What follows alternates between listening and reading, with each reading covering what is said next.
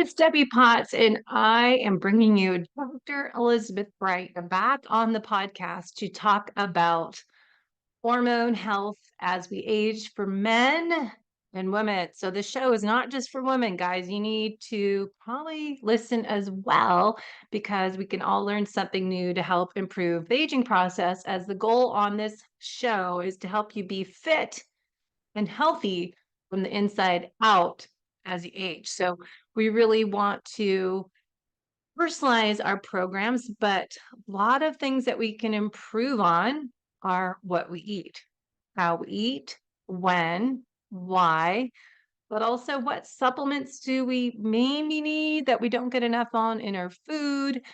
And then I call the holistic method, it's stress management, as we'll talk about how stress impacts your hormones and also prioritizing your sleep, movement throughout the day, exercise, the Goldilocks effect for everything, right? Not too much, not too little, the right amount that's not causing you excess stress and oxidative stress, and also digestion, gut health. And I want to bring up some of those questions today with Dr. Elizabeth Bright, as we had a big Q&A session a year ago on the YouTube channel, and you can go back and listen to that one. Had tons of great information, but we had so many questions. And so I asked Dr. Elizabeth Bright to come back on the show today to dive into some of your top questions, including iodine and iodine for Hashimoto's.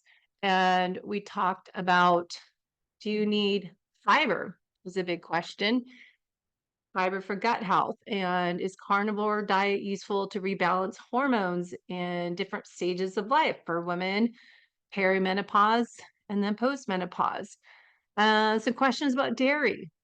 Is dairy bad for me? Should I have any dairy or have aged cheeses, raw milk? So looking at that. And then I had some questions from athletes about carnivore for athletes, if there's anything she wanted to add in there about pre-workout, if we're doing a carnivore diet, as we find when we age, our workouts, again, might change a little bit. We don't want to blame the aging process, but embrace it and make some adjustments, some changes to how we train, how we fuel, nutrient timing, and love to pick Dr. Elizabeth Bright mind about workouts, what to eat beforehand if we don't want to do fasted workouts, because that's another stressor for a lot of us. So here she is. Let me bring her on and we'll answer all those questions you've had the past year. All right. I know everyone's been looking forward to this video. Dr. Elizabeth Bright, thank you for coming back on the show. It's been a full year and we've have Q&As session part 2 a year later, as you are so popular and everyone is so curious about thyroid health, and you are becoming expert on nutritional therapy, thyroid health, and how we can improve all our hormones. So thank you for coming on your evening in Italy. Yes, it's about 5:15. Thank you for having me back. It's nice to see you. I must say, because you're in Bari, is that where you're located? Body, yeah, the bottom of the Italian boot. Yeah. So I The heel just of the boot. found, FYI, a new TV show thing on Amazon Prime is Cooking Channel in Italy. And there's episode 2. They're in your town. So it's like, oh, that's where you do your Oh, paddleboarding. yeah. So you can Yeah, find it. yeah, that's it. That's where I do it. Nice. So I know you've been busy since we last talked about your book. Talk about kind of what you've been up to, and we'll dive into our Q&A session today. Oh, well, I'm starting on the thyroid book and just working with patients and paddleboarding as much as I can, trying to take care of my grandson as much as I can. We're actually going to be living part-time in Scotland, so we can do that. Fun. So what's your motivation, your drive to keep you getting into this thyroid health? Why do you feel it's so important? Because it rules every function of the body. So actually, the first thing that's formed is after the endoderm, and the feet, there's not even fetus yet, is the thyroid. And the thyroid actually grows the rest of the body. So every tissue in the body is follows from thyroid hormone causes the development of the tissue. So you can't I don't know if you've heard of dermatomes, how dermatomes are the spine when, when there's a little tiny fetal spine, all the tissues are connected and then you grow. That's why you can have referred pain in different tissues very far away from the spinal nerve. And it's kind of the same thing with the thyroid. The thyroid regulates every tissue in the body. So if there's an issue, it could be any tissue in the body. Yeah.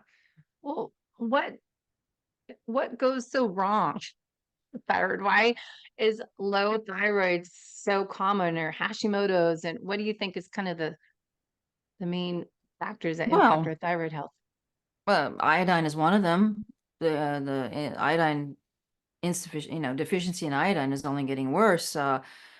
There's so many substances that I talk about in my last book, Good Fat is Good for Girls, Puberty and Adolescence. Are the many, Mm. many substances that interfere, that prevent the absorption of iodine. And we talk about anti-nutrients all the time as carnivores, they're spinach and that will prevent zinc and iron absorption, but there are so many substances that will actually prevent the absorption of iodine. Added to that, there isn't any iodine anymore because it used to be only goiter belts. 100 years ago, it was goiter belts where actually the soil didn't have enough iodine, so the animals weren't eating it, so we didn't get it. Now it's way beyond that. It's everywhere because of fluoride and PFAs and all of these substances that are inescapable in our environment. So yeah, everybody's iodine deficient. Well, let's just dive into our questions, because that's what everyone kept asking about. What about iodine? So we can go into the role of iodine in the body, kind of touch on a little bit with thyroid health, signs of deficiency is different for men versus women, when to take it, what to take, how much, and Hashimoto's was a question a few times. So let's where Well, do you want to start? okay, sure. I just wrote a long article and Judy Cho published it on her Carnivore website fruit. about that whole thing about why doctors say you shouldn't take iodine if you have Hashimoto's. It's not true. You should take it, but it's quite a long story. But iodine is important for every cell in the body. It's an antiviral, antifungal, it's an antibacterial, it supports our immune system, and it is a heavy metal chelator. So the 50,000 supplements people are taking, they don't need if they have sufficient iodine. Breast fibroids are caused by iodine deficiency. Cancer is caused by iodine deficiency.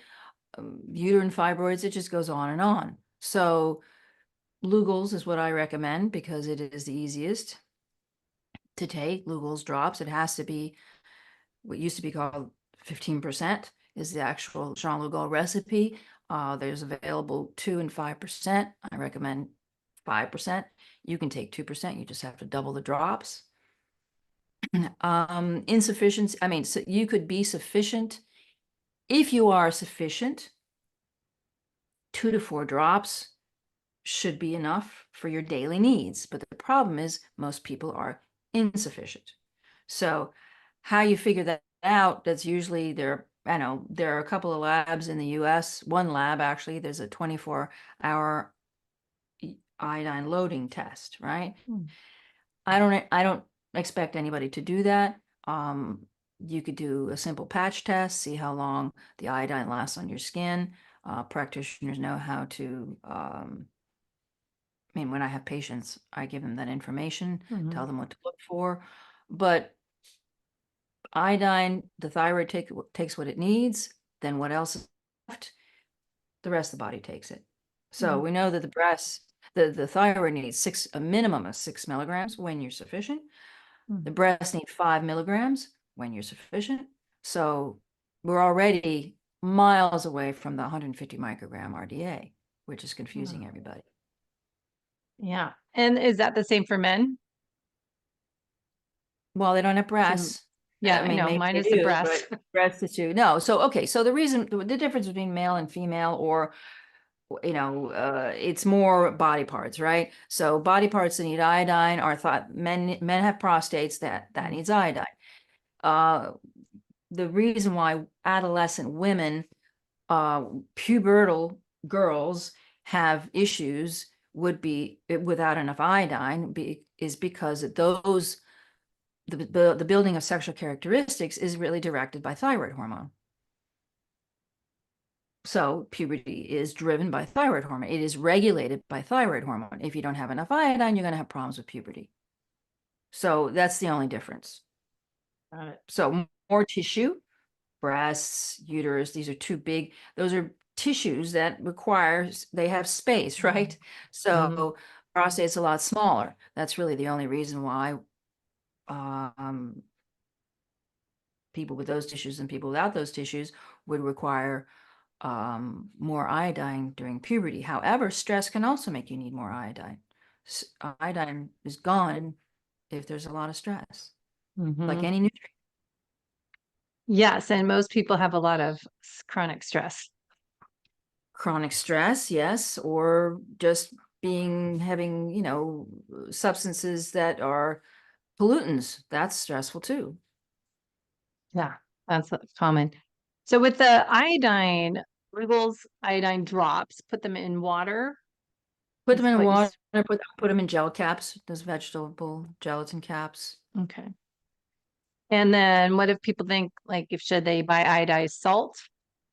No, iodized salt is terrible. Once you open it, all the iodine evaporates, and it's also it's a cheap form, sodium iodide. It's not a good form. There's actually been literature that there's been more Hashimoto since they instituted iodized salt. Good question on that. So the autoimmune people, the Hashimoto's, you said you answered that already. They can take iodine the same amount. Do Well, they need yeah, to? they need it. It depends. If they have Hashimoto's, how inflamed is their thyroid? So if you can have iodine and it can kind of wake up the thyroid, because what if you have nodules? You have extra pieces on your thyroid. You have like your thyroid grew another leg. That part is going to respond to the iodine. That part, if it has follicular tissue, might make hormones. The whole point is that we have to calm all that down. Doesn't mean the thyroid doesn't need iodine. It means that the thyroid is bigger and it might produce more, which might make a person feel hyperthyroid temporarily until we can calm all that down and make that extra tissue go away. Crazy. So what would our goal be for optimal thyroid levels? Do you want to talk about that at all? Like, how do you know if That's it's difficult. low, high? The ranges are too wide. That's easy to say. The ranges are Mhm. looking for cancer and coma. They're looking for you being dead. They're not looking for you functioning well. I think that people should be, I mean, the bottom of the range is what, 2.3. I think you should be at least at 3.4. The free T3 should kind of be mid-range. I mean, so I'm sorry, free T4 should be mid-range. Yeah. So TSH is kind of irrelevant because half of the body's tissues don't even talk to TSH. So you've got deiodinases, which are selenocysteines, which actually are receptors that are regulating how much thyroid hormone that tissue wants, right? So deiodinase 1 is liver and kidney tissue, and that one uses TSH to send signals to the thyroid. But the rest of the tissues, the central nervous system, imagine that, so the brain and the musculoskeletal tissue is deiodinase 2. That does not send any message to the thyroid. That does not use TSH to send a message to the thyroid. If there is a substance that it's using as a messenger, nobody's looked for it. So basing everything on TSH is very irresponsible. There are plenty of papers that have indicated that TSH is unreliable. You can have a person who's incredibly hypothyroid, has low free T3 and low free T4, but has in range TSH. Now, in some places, they only test TSH. They test pregnant women, only test TSH. And we know that low thyroid function causes learning disabilities. Wow. So I think that's where it starts from is people go to or misdiagnosis starts with low thyroid because people go get their doctor's annual checkup and they just And they're look not at looking. TSH. That's all they're Right. testing. Exactly. That's all And they're the testing. range But is huge. yeah, right. Exactly. The range is too wide. So just to review, what are some signs and symptoms that you find with your patients for low thyroid? Because if people see their doctor and their doctor says you're normal, but they don't feel normal, what are you looking Yeah. for? Constipation, arrhythmia, hair loss, anxiety, depression, um, everything really. Mhm. Fibromyalgia associated with, we there's many, um, Willebrand syndrome. I mean, there's all these syndromes that are associated with low thyroid function, but they have a name and they don't really, they don't address it. They don't address thyroid. Bipolar syndrome, that's hypothyroidism. Wow, it's just connected to everything. Yeah, And so why do you feel that so many people are having these autoimmune issues? That was a big question. because if you don't address thyroid issues, then you're going to have other autoimmune issues. It's kind of the first one. So if it's not properly addressed, literally people have antibodies and doctors say they won't go down. I get them down, they go down. If it's properly addressed, the antibodies go down. So your immune system is using an antibody. It's an expression of things are not going well with the immune system. If there's no response, the antibodies keep going up, the body will have to find a different antibody, a different tissue to attack, to express the fact that something is irregular. You're finding that to help people with Hashimoto's low thyroid is nutritional therapy, eating more of a Food carnivore is based very diet. important. Yeah. Absolutely, because all the nutrition, I mean, you don't just need iodine, you need zinc, you need iron, you need you don't need anti-nutrients. You definitely don't need carbs. You don't need stimulants. You don't need inflammation. It's the inflammation that is caused by the deficiencies. So deficiencies will cause inflammation. Stimulants, caffeine, sugar, fake sugars, ultramarathons, saunas, ice baths. These are all stimulating drugs. Nicotine, cannabis, they are all stimulants, antidepressants, benzodiazepines. These will all be seen by the immune system as an issue. Mm. So the So solution for most people would be, what are your top recommendations besides, I mean, carnivore diet is what you're known for. What do you find people do best with starting out, realizing they have low thyroid or hormone imbalances? oh, definitely iodine and high fat carnivore because the high fat, you're going to reduce inflammation, which is going to take a lot of pressure off the thyroid. You take away the stimulants, you're taking a lot of pressure off of your immune system. Hmm. So how do people know if they're doing too much? Because cold therapy, the sauna, what would people, big red flags would they get to know that, oh, I thought I was doing all the right things, but it's backfiring. What's going on? Well, yeah, I mean, if you don't feel well after you do these things, I mean, what the problem is cold therapy, they're stimulants, right? What Mhm. happens, the body sees stress as something that you're running away from danger. So it produces cortisol. But if you're chronically running away from danger, you're messing up your cortisol levels. Your body, it's chronic stress. Mhm. Chronically jumping in an ice bath, chronically going into a sauna is chronic stress. So it feels really good, just like drugs feel really good, because cortisol says, whoa, you're in danger. Let's run, run, run. Let me make her feel good. Let me make her joints not hurt for like, an hour because she's got to get away from that tiger. But that's not going to fix it long term. It's just going to make it worse.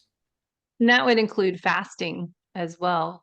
Absolutely. Fasting is Mhm. causes cortisol levels to spike, which will then cause over a long period of time uh, low cortisol levels. So with that, all the things we talk about at like biohacking conferences, talk about cold therapy, sauna, fasting, carnivore based, animal based diet. But finding the right amount, personalizing it for someone that has a lot of stress, that has low thyroid. We need to tweak and adjust to maybe do that maybe once a week, or what do you find is recommendations for people that have chronic stress that are there? Seems like most people are just trying to do all that still because that's what they're hearing everywhere and not Yeah. realizing that's not helping. I don't believe in hacking. I mean, what I'm talking about is a normal human diet. We evolved to uh, hunt, rest, eat meat, nibble on meat, maybe have some dried meat in our, whatever, where we carry things, rest, draw on some walls, hunt. I mean, nobody was hacking, nobody was biohacking. Biohacking is market driven, and it's basically just another supplement to it's another supplement when just a good diet will do. Mhm. Well, that's what I think, it's funny when we had a conference last weekend in Austin, there's one in Dallas, biohacking conference, when it's like $1,000 to go. And then every product there probably, and the trade show expo part was, I'm Mm. sure $1,000 a piece, to get the red light therapy and the bioinfrared, the mats and the saunas, everything costs thousands of dollars. And I think it's like most people can't afford that. We want to be health optimizers and improve the aging process. So a lot of this stuff is free, or, our nature, walking outside barefoot, grounding, things that we can do that are low cost to people are free. And then the food that we pick too is, That's simplify it. really important. Absolutely. Yeah. Yeah, I mean, it's making a lot of money for people, and it's not necessary. I'm always getting people off their hundred, dollars and hundreds of dollar worth of supplements, which folate. I talk about Only. folate because I talked about it in my book. It was invented in the 1940s. We don't need folate. Folate equals B12. If you eat meat, you will not need folate, but now they're testing Mhm. for it. So there are things that people are perpetuating, the system is perpetuating to make you think you need when you don't. Vitamin D is an animal fat. All fat soluble vitamins, the way it's supposed to work is we're supposed to synthesize it from the fat we eat. If you don't eat fat, yeah, there you won't have any. You'll have to supplement. But why not eat fat? Eat a high fat carnivore diet. If you have adequate thyroid function, that vitamin D synthesis works just fine. And K and all the other fat soluble vitamins. Well, yeah, I just did a podcast on lard for your skin with, putting on your skin out. It's so fascinating how, products that we put on our body are just as important as what we're eating too. People forget about skin health is Oh an yeah. important I part. can't I can't use sunscreen. So I'm on the water in the morning, and I actually even got my daughter bought me some tallow sunscreen. And even that gave me, I only put it on my nose because the rest of me doesn't seem to need it. And that didn't work. I got pimples. So now I look like a fool because I have this silicone thing on my nose and glasses to hold it and a hat. So when I get out like 500 meters, I put it on. My youngest daughter said, "I'm not going anywhere with you." And I said, "You don't have to be on the water with me. I'm 1K out. Nobody notices. But I have my skin is great and I don't have to use anything." Yeah, that's why I was need to I should try that by myself. But yeah, covering your nose and your eyes because I swim at lunchtime in an outdoor pool that is always my nose is big and sticks out that gets sun. It's like, how do you keep it out of the sun? That's funny. So going to back to the questions, we talked about the thyroid health. I think the next question is what we hear a lot about for more of a high fat carnivore type of food plan is gut health and digestion. What have you Mm-hmm. found with the question people always have, do I need fiber for improving gut health, short chain fatty acid No, production, probiotics? no, no, none of it, nothing. You don't need it. If you have adequate thyroid function, you'll eat. I mean, I don't want you to eat fiber. I want you to eat meat and fat because that's how we evolved to eat. We don't need fiber. We don't need fiber. If you're constipated, it's because you're hypothyroid. Mhm. So what We about don't the need enough fat. microbiome? The Microbiome is the carnivore microbiome is completely different from the sell you a ton of supplement microbiome.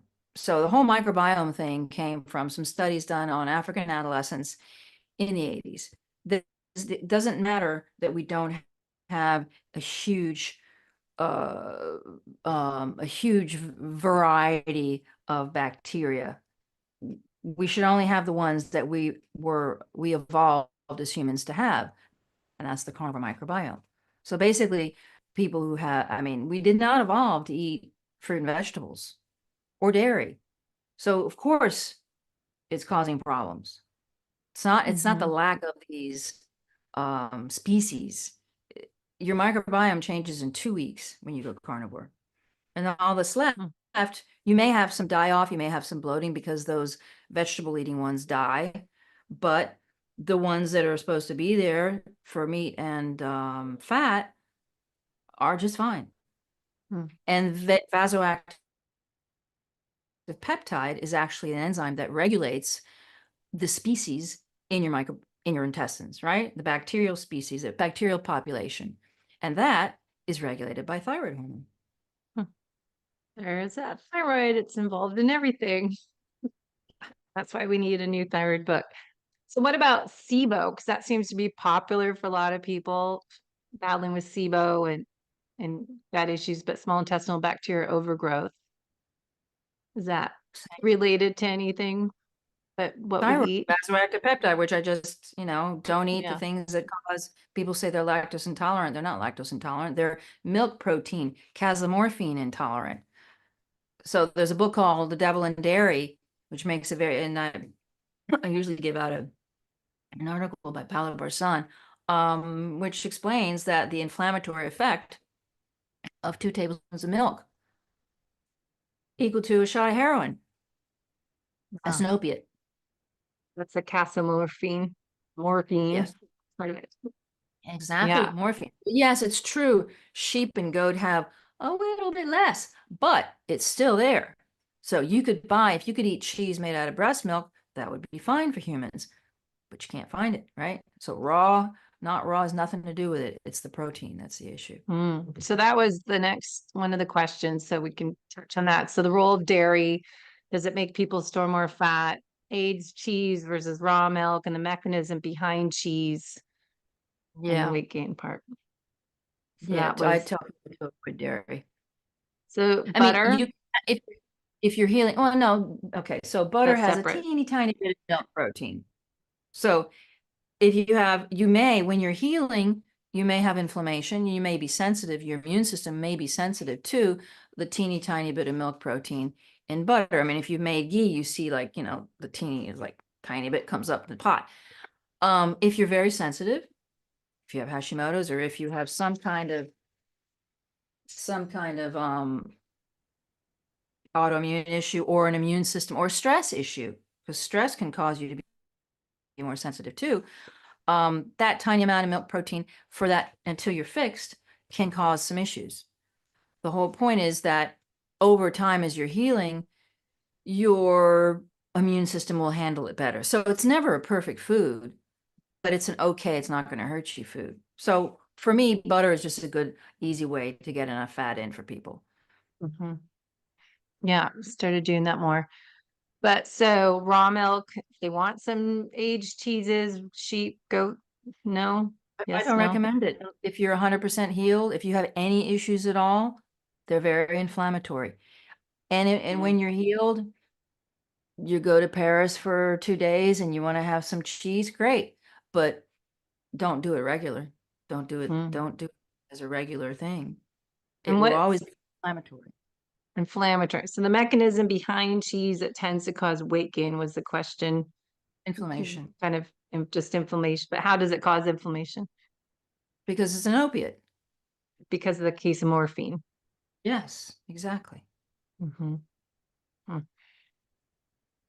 So suggestions for what to eat on to heal the thyroid and get rid of inflammation is sticking with more of a carnivore based diet.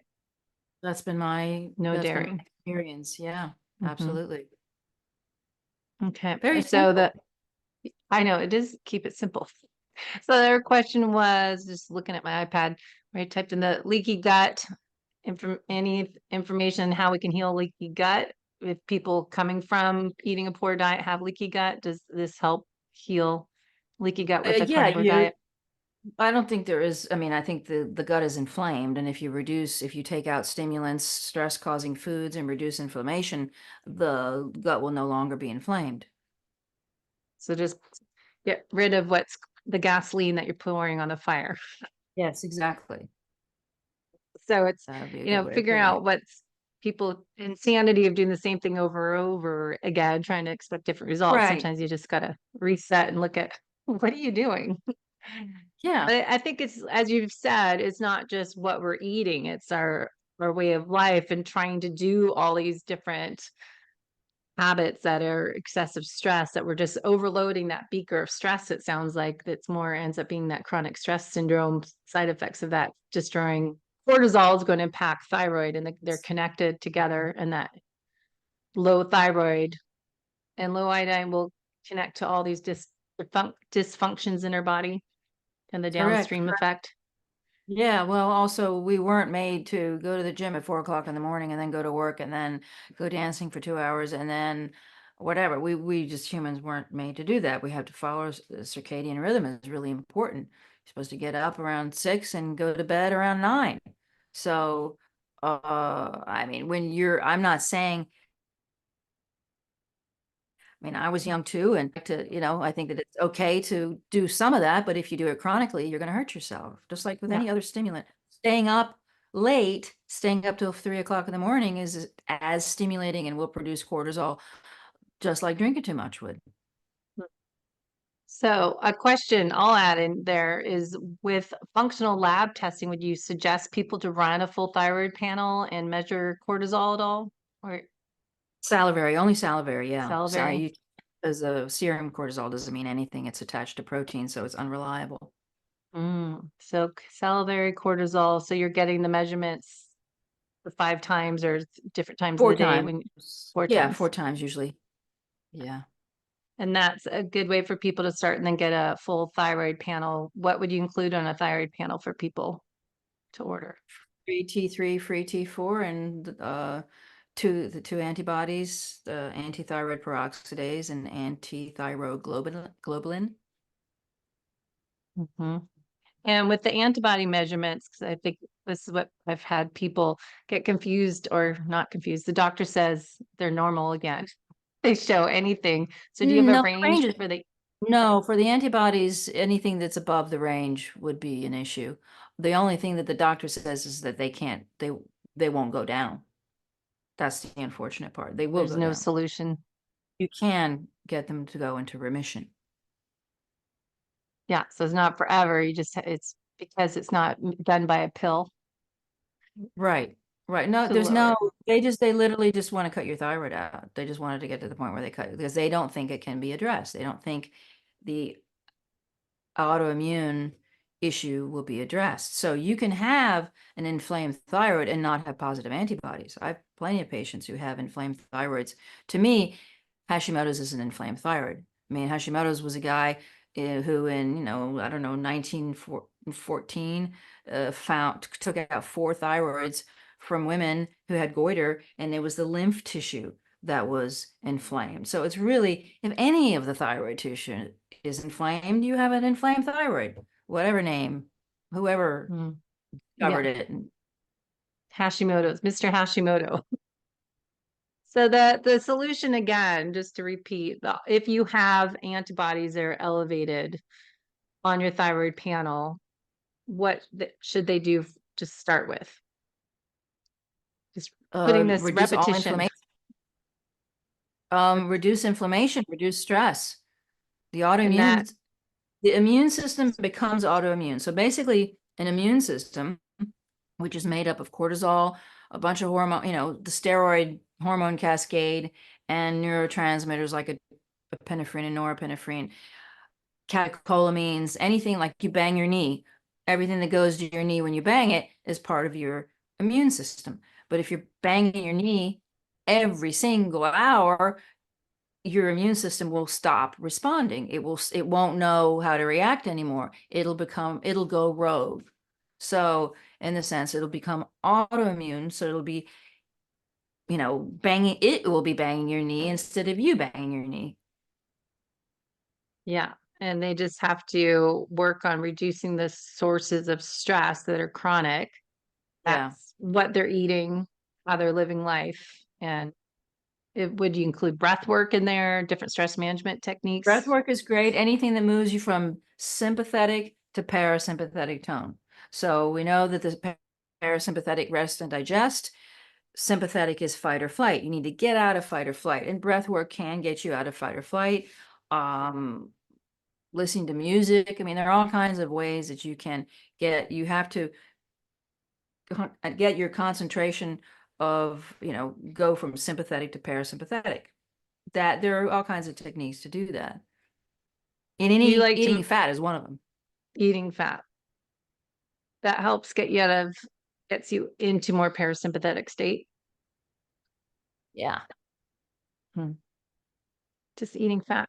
Have you, again, I know you're not into biohacking, but I like to measure heart rate variability if you had a heart rate strap, and it'd be interesting to Mhm. measure your heart rate variability, low frequency and high frequency and breath work to see, am I, because I think it's nice to have biofeedback to learn how to shift into parasympathetic state. People aren't aware of that, but just the breath Yeah. work and Yeah.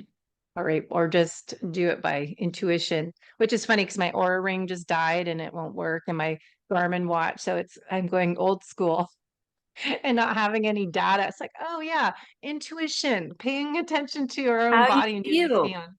How Yeah, you great. feel. I know. It's so when yeah, because the problem is that people are so hyped up on stress and stimulants, they don't know how they feel. They can't feel how they feel. So when you remove all these things, you don't need all those numbers anymore because you just wake up in the morning and you see how you feel. Yeah.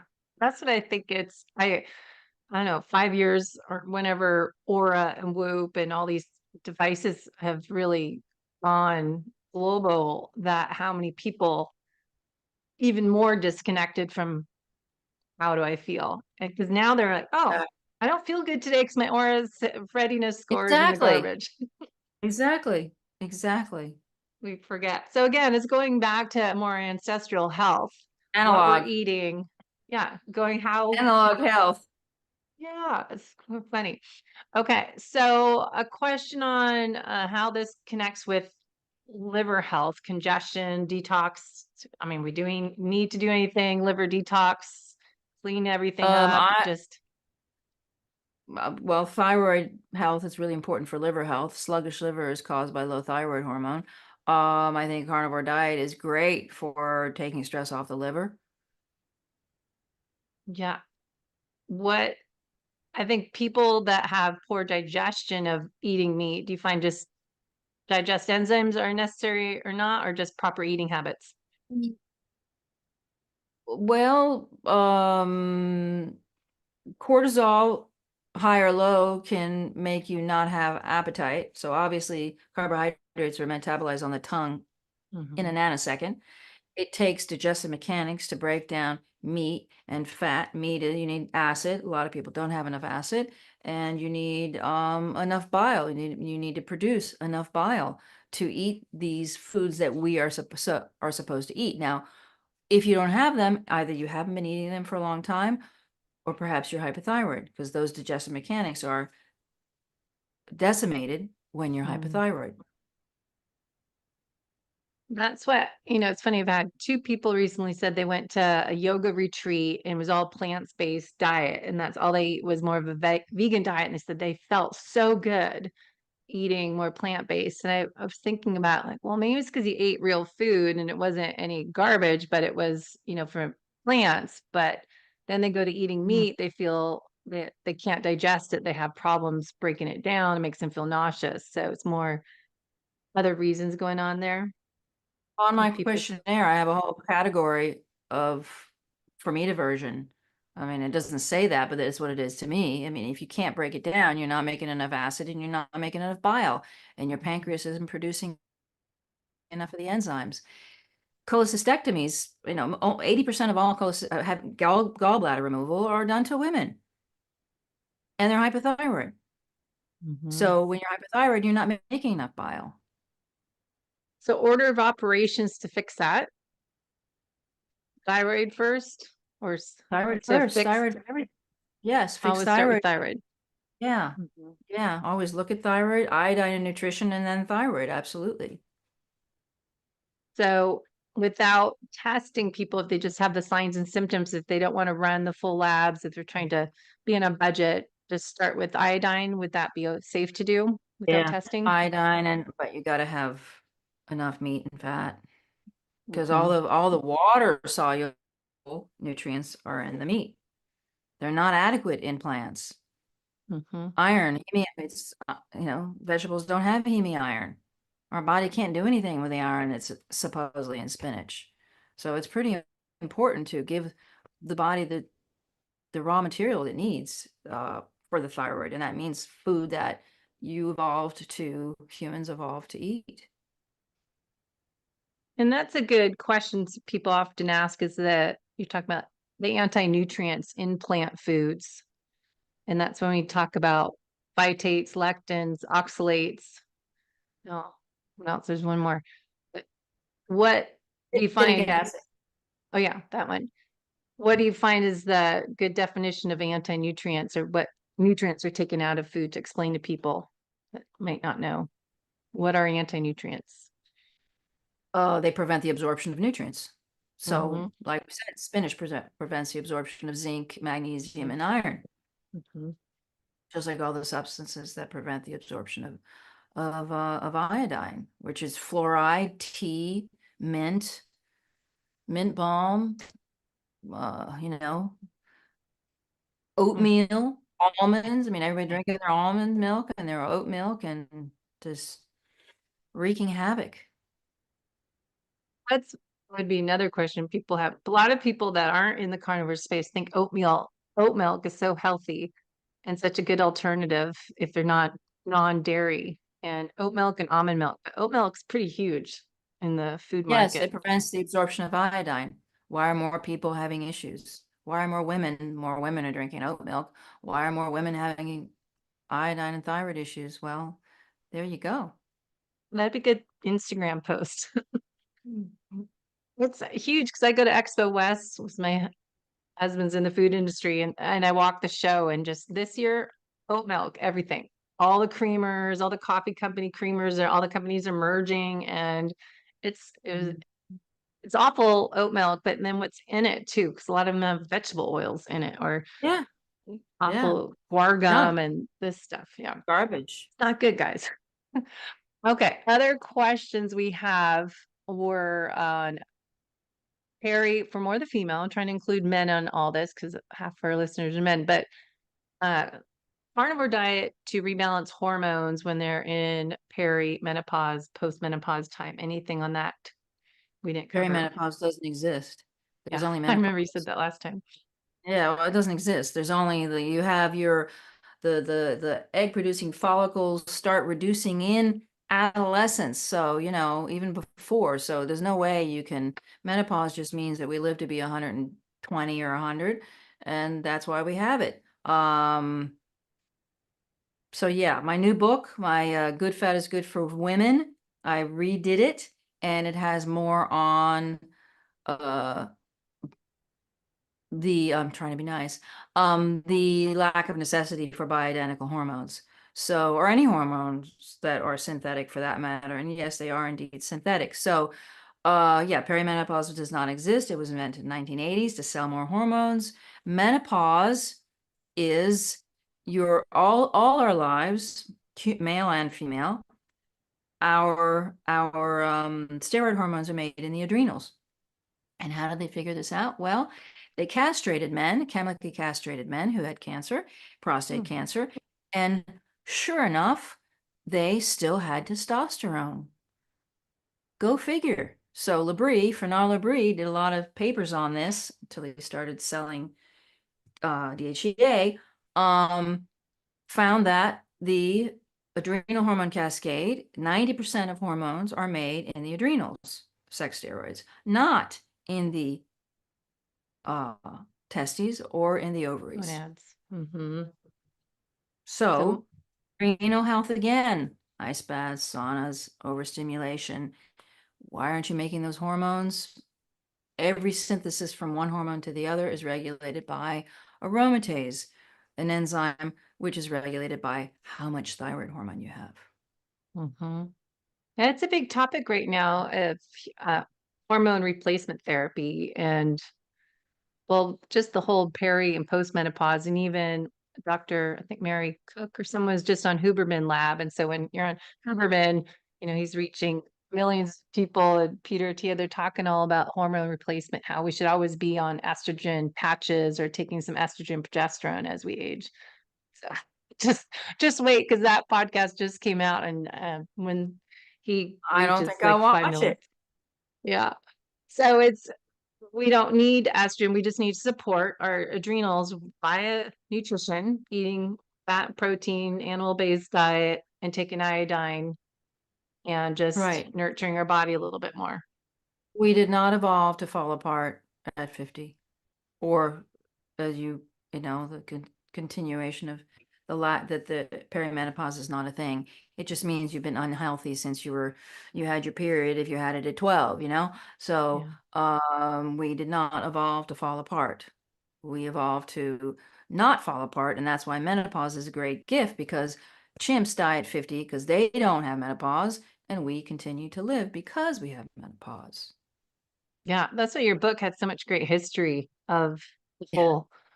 It was fascinating, stuff you never even hear about. So everyone has to for sure read the book and the new one updated. So any supplements are a big topic, as everyone talked about different supplements to take. So you're just think we just need iodine. We'll get everything else through our food if we get rid of Mhm. anti-nutrients. So we don't need supplement with omega fatty acids, get that through food, and our magnesium, other things that we can get from We our need food if salt. it's nutrient dense. Salt. We need, I mean, not, we need electrolytes. We need salt. We don't need it from a supplement.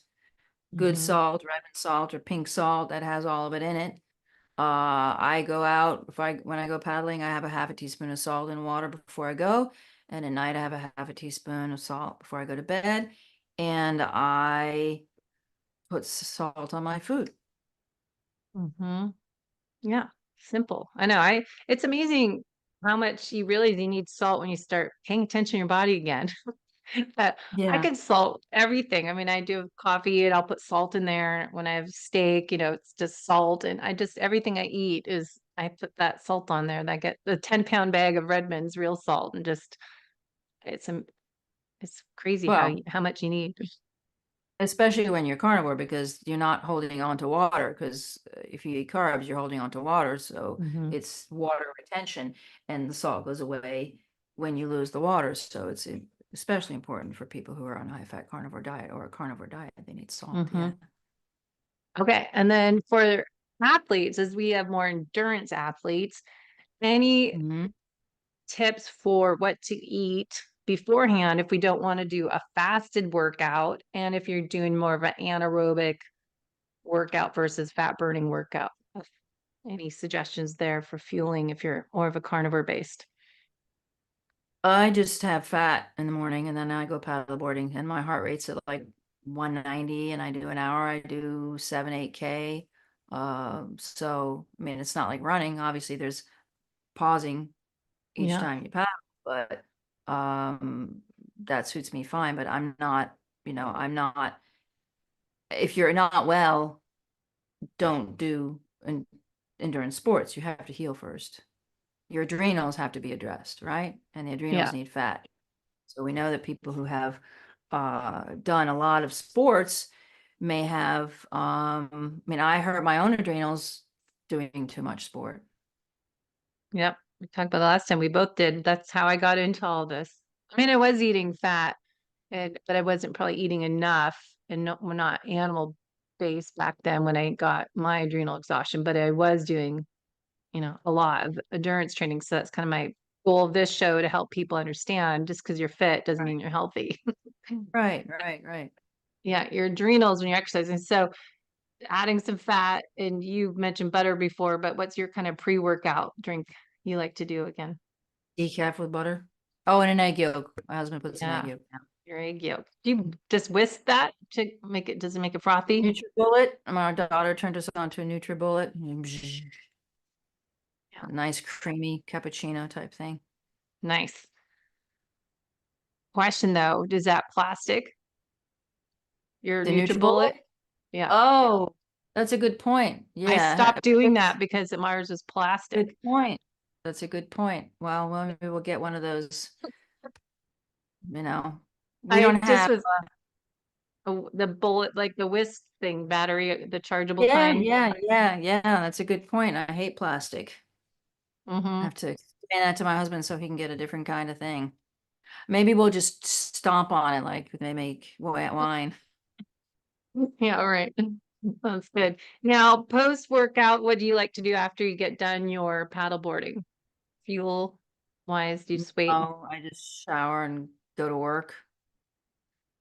So that's the whole thing of nutrition. I've been trying to learn more and share, and it's individual, but so you're not causing too much stress. So you hear about, not eating enough and how eating post workout for women versus men, and should we wait till we're hungry? Because I'm not hungry after a workout. And looking at adrenal health, do you find any guidelines there to like, oh, you just went paddling 2 hours, your heart rate is 190, maybe you need to eat something after so your body doesn't feel stress and help the recovery? If I'm hungry, I'll eat for sure. I have beef jerky or I have stuff that I make. I may have a fat bar that I make. Mhm. It really depends on how hungry I am. I don't feel stressed at all when I come back. So I think because I don't have a neuro ring and I never had any of those gadgets, how I feel. So if I feel hungry, I'll definitely eat. I'm not counting, I'm not counting my metabolic rate. I mean, I do have my watch, but other than that, I'm just counting. I know how fast I'm going and how far I went. That's the only reason why. Mhm. That's good. Okay, so other thing, last question I have on my list is some food options so people don't get bored and feel that it's not sustainable doing a more high fat carnivore. Any I suggestions can there? only say, well, I think people miss creamy and crunchy. So you can make meat and fat creamy and crunchy. You can make eggs creamy. I really think that there are other ways to have fun. I mean, I even put myself through school as a chef, so I know cuisine, but it's nutrition. I think if you get hung up on that, you're still not, you're at a point where you need to think if your body's not able to make energy properly, if you Hmm. really do need variety. To me, it's all about nutrition. Fish doesn't satisfy me. Chicken doesn't satisfy me. My husband likes chicken. He eats chicken. I'm not, I feel really more nourished when I eat ruminant lamb or beef. But I can also once in a while maybe go to a different place and try a treat. That's not going to be a problem because I'm eating this way all the time. It's not going to throw a wrench in the works because I don't have anything to heal. Variety, there's plenty of animals out there. In Australia, you can eat kangaroo. It's ruminant apparently. So I think that people get hung up on all their choices. Your body just wants to be healthy and needs fuel. Hmm. Yeah, for sure. And on that, I just was researching this myself, but metabolic flexibility. Uh, What, any thoughts? Fat versus carb metabolism? yeah, I rather have a fat metabolism. So my brain, I do this because I don't want to get Alzheimer's. I Hmm. don't, That's me. my liver's not making sugar when I need it. I know it's making sugar when I'm at 192 and I'm pushing through, 7K. Mm. I'm So not, no fear of inflexibility because your body no, will make it as a carnivore no. Yeah, gluconeogenesis. yeah, because we evolved to eat this way. We evolved to have some stress Hmm. and get over it. We didn't evolve to have chronic stress. Acute Maybe versus that's why. chronic. Exactly. Hmm. And in season berries or root vegetables, any of that, honey, that some people do more of the Uh, carnivore, animal-based Ketovore. carnivore, whatever, ketovore. I think the least problematic would be berries. I think honey is terrible because fructose is really high in fructose and it's gonna really get right to your liver. And what was the other one? So fruit, plants do, root vegetables, absolutely not. Um, Fruit, because fruit doesn't have any anti-nutrients. So animals want you to eat their fruit because when you eat the fruit, you're going to go over there and poop and there will grow another tree. But the leaves and the roots and the stems, those are full of anti-nutrients. Mm-hmm.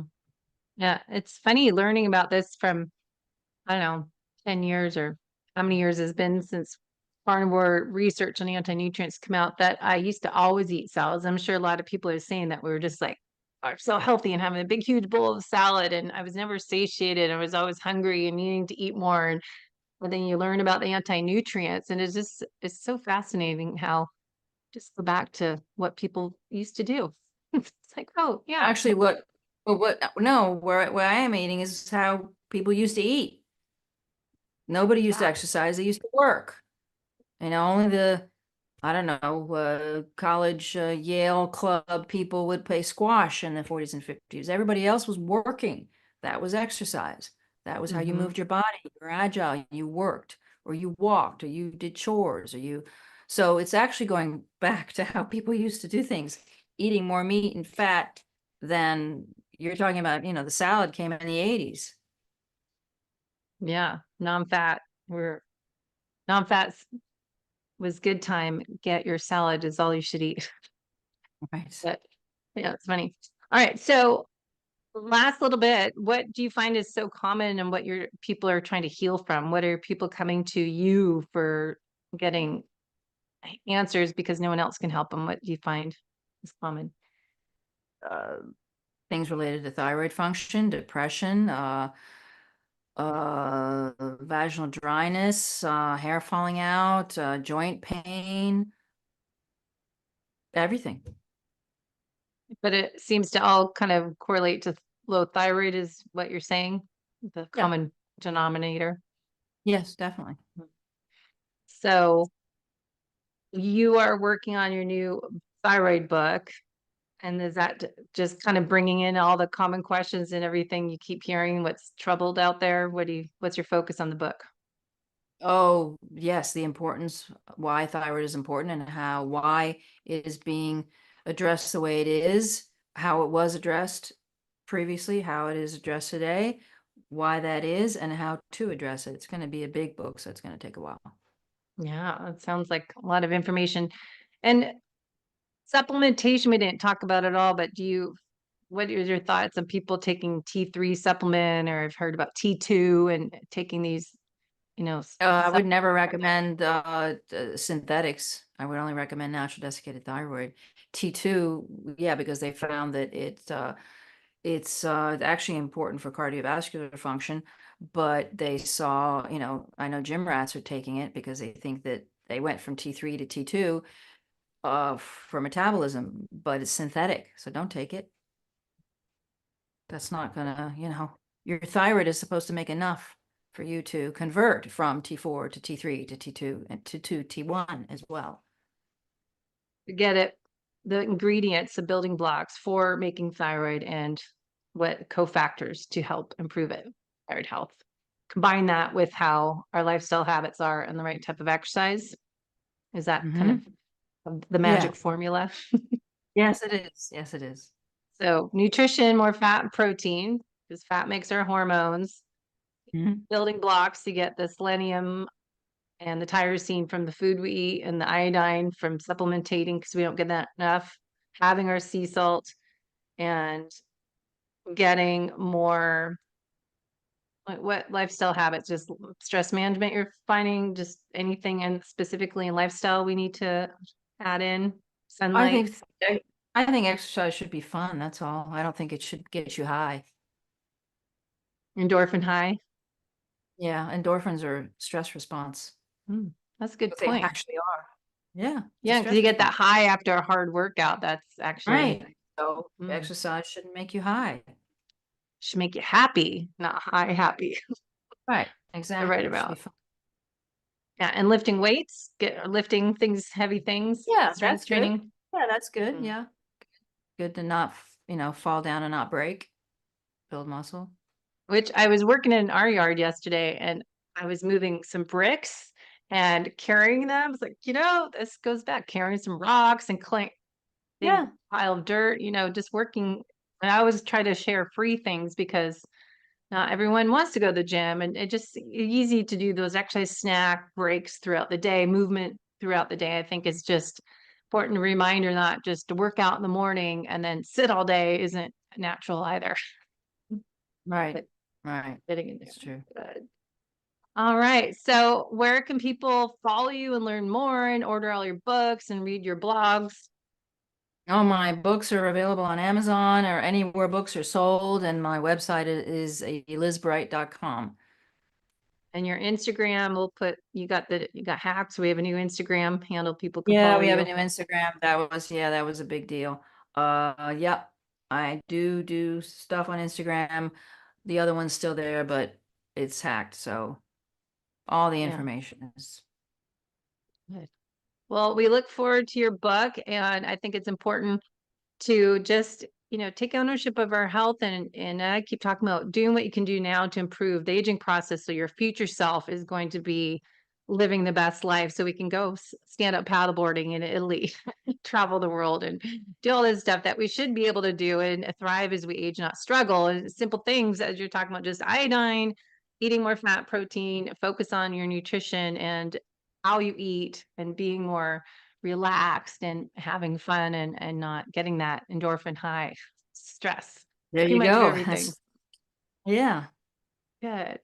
All right. Well, thank you, Dr. Bright. And we look forward to your new book coming out. Do you have a deadline for your book to be finished, your thyroid book? Oh, oh, it's going to be a while. No, I don't have. I'm just putting all the research together. All the things I say are not what they say, so it has to be really, really referenced really well. Wow. Do you have I a hope. team helping you? No, no, saw me, maybe a year.